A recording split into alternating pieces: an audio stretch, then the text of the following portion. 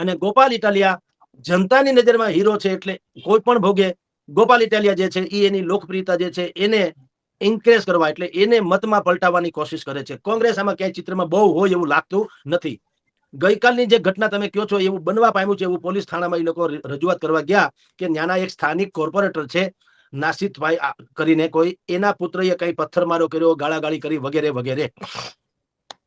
પણ આવું બધું બનતું રહેવાનું કારણ એવું છે કે વિસાવદર છે એ આમ જો તો આમ આદમી પાર્ટીનું પ્લેટફોર્મ છે, પાયો છે. ત્યાંથી ધારાસભ્ય ચૂંટાણા આપણે જાણીએ છીએ. પછી ભારતીય જનતા પાર્ટી ભળી ગયા, પેટા ચૂંટણી આવી પડી જુદી વાત છે. પણ ટૂંકમાં આમ આદમી પાર્ટીનું થાણું તો છે જ. ભારતીય જનતા પાર્ટી કહે છે કે વિસાવદર એમ કે ભારતીય જનતા પાર્ટીનો ગઢ છે, પણ એ પૂર્ણ સત્ય નથી. બધા જ લોકો એટલે મોટા ભાગના પાટીદારો છે, બાકી કોળી સમાજ છે, અને એ ભારતીય જનતા પાર્ટીની કોર વોટ બેંક કહેવાય ખરું. પણ આપણે અનેક વખત કીધું છે તેમ વિસાવદરની જનતાનો એક મુદ્દાનો કાર્યક્રમ કે કોઈ એજન્ડા નહીં, જે આપણો એને જ આપણે મત આપો, એ પક્ષ એનો ગમે તે હોય. એટલે આ તો હજી શરૂઆત થઈ. હજી મેં કીધું તેમ, અને બિલકુલ છે વિસાવદર જો હારી જાય તો નાક જાય. ભારતીય જનતા પાર્ટી જયેશભાઈ રાદડિયાને મેદાનમાં ઉતારીને અનેક પ્રકારના આયામો સિદ્ધ કરવા માંગે છે. આ પથ્થરમારો ધારો તો જયેશ રાદડિયાનો આખો આમ તમે જુઓ, ઓરા તમે જુઓ તો એને આ પહોંચે નહીં. ભાઈ આપણા ગોપાલ ઇટાલિયા જે છે એ પહોંચે નહીં, પણ એ બધું એની અગેન્સ્ટમાં જાય. ભલે અત્યારે આ લોકો વિરોધ કરતા હોય, ગાળાગાળી, અત્યારે જેટલી પણ આ લોકો ભારતીય જનતા પાર્ટી વાળા ગોપાલ ઇટાલિયાને કાંકરોચાળી કરે, ગાળાગાળી કરે, એની અગેન્સ્ટમાં જશે. કારણ કે તમે સત્તાધારી પક્ષ છો. સત્તાધારી પક્ષ હોય અથવા તો વડીલ હોય અથવા સક્ષમ નેતા હોય, એ નેતાઓએ વિનમ્રતા જાળવવી જોઈએ. એટલે આપણે કહીએ છીએ ક્ષમા વીરસ્ય ભૂષણમ. જે વીર છે, તાકાત વાળો છે, સક્ષમ છે, સત્તાધીશ છે, એની ક્ષમાની કિંમત છે. નબળો માણસ તો ક્ષમા આપી જ દે ને, એને ક્ષમાની શું વેલ્યુ હોય?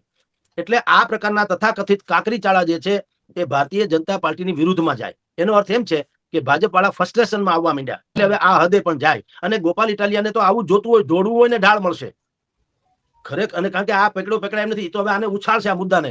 અને આ તો ગાળાગાળી ની કીધું, ગોળીબાર નું કે આ તો રાજકારણ છે. ગાળાગાળી ને ગોળીબાર એમ શબ્દમાં ફેરવી નાખે એવી બધી, કારણ કે રાજકારણ છે, એમાં બધું જ સંભવ છે. ગોપાલ ઇટાલિયા અત્યારે કિરીટભાઈ પટેલ ઉપર એવા આક્ષેપો કરી રહ્યા છે કે જિલ્લા બેંકમાં કરોડો રૂપિયાના કૌભાંડ કર્યા છે. કેટલાક ખેડૂતોએ આત્મહત્યા કરી, એને ગામે ગામ જઈને આશ્વાસન આપવાથી માંડીને બધી વાતો કરી રહ્યા છે. જયેશભાઈ રાદડિયા ગઈકાલે પ્રમ દિવસે સુરતમાં સભા કરી. કિરીટભાઈ પણ હતા, અને સુરતમાં સૌરાષ્ટ્રનો જે ગઢ ગણાય ત્યાં એ સભા હતી. કારણ કે મોટા ભાગના લોકો વંથલી, માણાવદર જે બાજુના લોકો છે સુરતમાં બહુ છે, બધા મતદાન કરવા અહીંયા આવશે. એ બધું ગોઠવણ થશે. કેટલી બધી બસીસ જે છે એ તૈયાર રાખી છે. બધા અહીંયા બસમાં ભરીને આવે, ફૂડ પેકેટ આપે, ખાય પી ટેસ્લા કરે, મત આપીને પાછા વયા જાય. તો જયેશભાઈ રાદડિયાએ કીધું કે ગોપાલ ઇટાલિયા જે જિલ્લા બેંકના તથાકથિત કૌભાંડની વાત કરે છે એ ખોટી છે. કઈ રીતે? એને એમ કીધું જયેશભાઈએ કે આ 2020 કે 22 નો મુદ્દો છે, જ્યારે કે ભાઈ આપણા કિરીટભાઈ જે છે તો 2024માં જિલ્લા બેંકના ચેરમેન પદે આની પહેલા કોણ હતું, આ કૌભાંડની સાલ કઈ છે, કૌભાંડની સાલ વખતે કિરીટભાઈનું સ્ટેટસ શું છે, એ તો બધું ઓન રેકોર્ડ છે ને. મિસગાઈડ નો પ્રશ્ન નથી. એટલે એમાં ગોપાલભાઈ સાચા હશે તો જયેશભાઈ પાછું પડવું પડશે, ગોપાલભાઈ ખોટા હશે તો એને સોરી કેવું પડે. તો છે ને ઘર મેળે આના ચેરમેન પદ થવું તો ચેરમેન પદ એમને સપનું આવીને ચેરમેન થઈ જાય એમ ના હોય. ભલે કાગળ ઉપર તો કાગળ ઉપર બધી વિધિ તો થઈ હોય, કોને કોને લોન આપી, કયા સેન્સમાં આપી. કારણ કે નીતિ નિયમ છે ને, 1 વીઘામાં 2 લાખની લોન મળતી 20 લાખની કેમ મળે? હવે એ તપાસ કરો, ક્યારે મળી, કોને આપી, એ તો બધું રેકર્ડ ઉપર હોય ને. મારે 2 જ વીઘા જમીન છે, હવે 2 વીઘા જમીનમાં મને 2 લાખ રૂપિયા, એટલે કે 4 લાખ મળવાનો હોય, મારા નામે 40 લાખ ઉધાર આવી ગયા હોય, તો એ કોઈની સહીથી તો હોય ને 40 લાખ. તો મારા ડોક્યુમેન્ટ્સ હોય, મારા ખેતરને મેં 7 બાર આપ્યા હોય, પછી દસ્તાવેજી પુરાવા હોય, બેંકમાંથી લોન સેન્કશન થઈ હોય, તે લોકોએ સેન્કશન કર્યું હોય, તો ચેક આપ્યો હોય, મારા ખાતામાં જમા થયો, આ રોકડા ગાંધીજી નો કોથળો ભરીને દઈ દે એવું ના હોય. એટલે મિસગાઈડ વાળી વાત જે હોય, ઢાંકું ઢકાય એવી કોઈ ચીજ છે નહીં. પણ અત્યારે રાજકારણ છે એટલે બધા એને જો અને તોમાં લે. મૂળ વાત એવી છે, જયેશભાઈની જવાબદારી થઈ ગઈ છે કિરીટભાઈને જીતાડવાની. ભારતીય જનતા પાર્ટીએ એક કાંકરે અનેક પક્ષી માર્યા. આમ કહો તો આખું ઝુંડને મારી નાખ્યું. કઈ રીતે? જયેશભાઈ છે એ સહકારી ક્ષેત્રના ખાનખાના વ્યક્તિ છે, એને હરાય એમ નથી. ઇફકોની ચૂંટણીમાં, ડિરેક્ટરની ચૂંટણીમાં આપણે જોઈ લીધું, ભારતીય જનતા પાર્ટી મેન્ડેટ આપ્યો તો બિપિન ગોતાને, જયેશભાઈ નતો આપ્યો તો જયેશભાઈ જીતી ગયા, બિપિનભાઈ હારી ગયા. જયેશભાઈનું એક ચક્રી શાસન છે તો નિશ્ચિત છે. હવે જયેશભાઈની આબરૂ ઉપર જ આ લડાઈ રહ્યું છે. એટલે ગોપાલ ઇટાલિયા વર્સિસ જયેશ રાદડિયા છે. આમ આદમી ને ભાજપે નહીં, કિરીટભાઈ ને ગોપાલે નહીં, નીતિન રાણપરિયા અને ગોપાલ ને કિરીટભાઈ એમ નહીં, કોઈ નહીં. જયેશ રાદડિયા વર્સિસ ગોપાલ ઇટાલિયા. ભારતીય જનતા પાર્ટીએ શું કર્યું? બુદ્ધિપૂર્વકનો ખેલ નાખ્યો. એને એમ કીધું તમને આ ક્રુશિયલમાં ક્રુશિયલ બેઠક છે, તમે મને જીતાડી દો, અમને એટલે ભાજપને. એટલે અને એને સહકારી ક્ષેત્રમાં ભારતીય જનતા પાર્ટી કઈ નડે નહીં.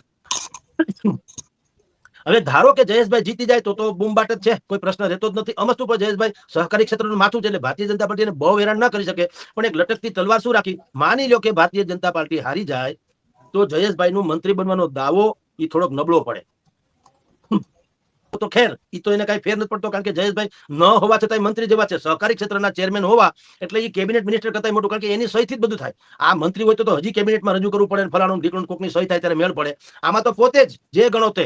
એટલે સહકારી ક્ષેત્રમાં જે મંત્રીથી પણ વિશેષ છે એનો હોદ્દો. અને આ તો કુબેરનો ભંડાર હોય. સહકારી ક્ષેત્ર જે છે એ કુબેરનો ભંડાર છે. જે ચેરમેન હોય એની પાસે ચાવી હોય, આવે ને વાપરે ટેસડા કરે, કાગળિયા ગમે એમ ચીતરી એ જુદી વાત છે. જેમ કે અત્યારે જિલ્લા બેંકનું કૌભાંડ આવે છે ને, નીતિ નિયમ તો કેવા હોય, આટલી જમીન હોય તો આટલી લોન મળે. એટલે જયેશભાઈ મંત્રી ન બને તો એ કઈ તરફડી ન જાય, એ મંત્રી છે માન લ્યો. પણ એનો દાવો જો હારી જાય તો વાત છે. ભારતીય જનતા પાર્ટી ગમે એમ કરતા પણ જો હારી જાય તો જયેશભાઈનું પ્રધાનમંડળમાં સ્થાનનો દાવો થોડોક નબળો પડે. એના કરતા વધારે જે ગંભીરતા શું છે, જે રીતે કિરીટ પટેલના તથાકથિત કૌભાંડ એટલે આક્ષેપ છે, આક્ષેપો બહાર આવ્યા, એવી રીતે જયેશભાઈ જે બેંકના રાજકોટ ડિસ્ટ્રિક્ટ બેંક જે છે એ સહિતના જેટલા સહકારી ક્ષેત્રમાં છે એના પણ તથાકથિત કૌભાંડો ભૂતકાળમાં એના વિરોધીઓએ બહાર પાડ્યા હતા અખબારોમાં. પણ કિરીટભાઈ તો મંજે હુએ ખેલાડી છે. કિરીટભાઈ વિશે સારા અને નબળા બે પાસાથી આખું વિસાવદર વાકેફ છે. કોઈ કથા નવી વાત લાગતી જ નથી. આ તથાકથિત કૌભાંડની વાત કોઈ એમ ન કે ઓહો આવું નવું કેમ, આ તમને ખબર નથી. બધા બધી રાતી પાડ્યા તો 1.5-2 વર્ષથી ગાજતું જે વિવાદ છે, આખું ષડયંત્ર છે. એમાં જ કિરીટભાઈ સાંગોપાંગ કઈ રીતે નીકળી શકે, જે રીતે જયેશભાઈએ કીધું તેમ કે ભાઈ આ બધા કહેવાતા કૌભાંડો જે છે એ 2020 થી ચાલે છે ને ભાઈ, આપણે આવ્યા 2021 કે 24 કે જે સાલ આપી છે, ટૂંકમાં કૌભાંડ પછીના સમયમાં આવ્યા એમ છે. ઉલટાનું જયેશભાઈ એમ કીધું કે જે તે સમયે આ બેંક ફડચામાં હતી, નુકસાનીમાં હતી, સમજો. એને બદલે કિરીટભાઈ પટેલ આવ્યા પછી 400-500 કરોડ કે 40-50 કરોડ બેમાંથી એક રકમ કીધેલી, હું અત્યારે ભૂલી ગયો, પણ ટૂંકમાં નફામાં લઈ આવી એમ કહેવાનો આશય છે જયેશભાઈનો, કે કિરીટભાઈના આવવાથી જિલ્લા બેંક છે એ તો નફામાં આવી ગઈ છે. અને એને એમ કીધું કે અમે લોકો, એટલે કે જયેશભાઈ કીધું કે હું રાજકોટ જિલ્લા બેંકનો રણીધણી છું, અમારે ત્યાં લોન આપવામાં પણ જે પદ્ધતિ છે થોડું વહેલા મોડું થાય. કિરીટભાઈની બેંક એવી છે સૌરાષ્ટ્રમાં કદાચિત પહેલી બેંક છે જે ઓન ધ સ્પોટ લોન આપી દે ફટાફટ એમ. એવા પણ એને વખાણ કર્યા આ જયેશભાઈએ. પાછું સાચું હશે તો ગોપાલ ઇટાલિયાની ગમે તેવી વાત હશે તો જનતા માનશે નહીં, કારણ કે જે સત્ય છે તે છે. પણ જો ખોટું હશે તો જયેશભાઈ છોડો, ગમે કે મુખ્યમંત્રી કહે તો પણ ન્યાય વિસાવદરની જનતા જે મતદાર છે એને પાસે બધાની માપ પટી છે. કિરીટભાઈ શું છે, ગોપાલભાઈ શું છે, નીતિનભાઈ રાણપરિયા શું છે, તથાકથિત અપક્ષો શું છે, ભાઈ બળવો કર્યા વઘાસિયાભાઈ શું છે, ડોક્ટર વઘાસિયા, બધાને બધી ખબર છે. કથિત સ્ટાર પ્રચારકોનું કાંઈ આવે એમ નથી. જે કોંગ્રેસ અને ભાજપે 40 સ્ટાર પ્રચારકો કર્યા, કોઈ સાંભળવા જ ખુશી. શેના સ્ટાર ને શેના પ્રચારક? તો એ લોકો જીતી ન જાય જો સ્ટાર હોય તો. હવે એનું પોતાની બેઠક કોઈ જીતાડી શકતું નથી. જનતાને ઉલ્લુ બનાવવાનું બંધ છે. જ્યાંથી તમારી જાણ ખાતર વિસાવદરની સરહદ શરૂ થાય ને, રાજકીય પ્રોપરગંડાની હદ પૂરી થાય, ત્યાંથી વિસાવદર શરૂ થાય. વિસાવદર જે છે બેન, જ્ઞાની જનતા, ભલે ખેડૂત આખે વર્ગ ખેડૂતનો છે, પણ ઇન્ટેલિજન્ટ છે, બુદ્ધિશાળી છે. એને પોતાનું ભલું ને હિત શેમાં છે એની ખબર છે. સ્ટીલ ટુડે આજની તારીખે આપણે ચર્ચા કરીએ ત્યારે ભરત સી આર પાટીલ આવે ફલાણો, સંગઠન સિવાય ભારતીય જનતા પાર્ટીના ભાથામાં બીજું કાંઈ છે નહીં. સંગઠન 100% મજબૂત છે. અને જેને કમિટેડ વોટર્સ કહેવાય, ફરજિયાત મત આપી જ દે પછી ગમે હોય. આ તો જે આક્ષેપ છે, કાલવારે ન કરે નારાયણને આક્ષેપ પુરવાર બી થઈ જાય તો પણ જે કમિટેડ વોટર્સ હોય છે એને કાંઈ ફેર પડતો, એ કિરીટભાઈને જ મત આપે એમ.